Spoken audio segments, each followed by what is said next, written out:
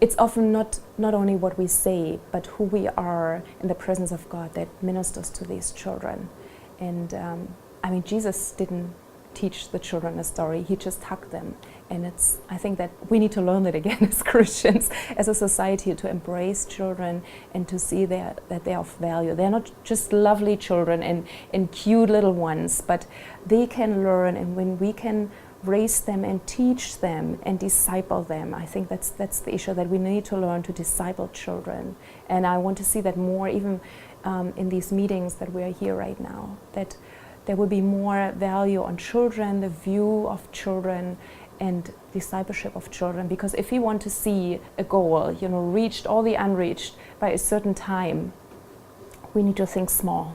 I think often we don't give room for the children. The children already have dreams and God is already speaking to them, but because we don't make room, even our churches, for them to share that, they often don't understand what's going on. They need sometime an adult that explains it. It's like probably the story with Samuel and Eli in the temple, right? Samuel was very clearly hearing the voice of God. Eli, the adult, wasn't. But Samuel heard it, but he didn't know who was talking to him. So he misunderstood and he went to Eli. And I think here there's an important truth, that this is our responsibility as parents, as leaders, as adults, to help the children to understand, what God is saying. And yes, I have many experiences with my children or children in the church when I give them room, or I make room for them to hear from God and to see things that God is speaking to them. And sometimes I have to explain it a little bit to them, and I let them draw pictures.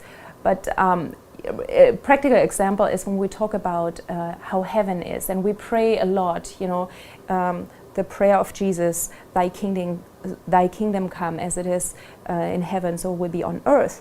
And so we talk about, how the kingdom of heaven is, that there is no more crying, no more corruption, there is truth, there is joy, there is no poverty, but there is fullness in everything. And children understand that concept. And then we talk about how it is on earth. On earth there's still a lot of things that are not good. There is lying. Sometimes the children, they're very easy to respond on these very sensitive parts about sin. They know when they hit their friend that's not right. And so they understand these concepts of sin and that they need forgiveness. And so when we pray these prayers also on behalf of the country or of our city, children are very easy to respond to that.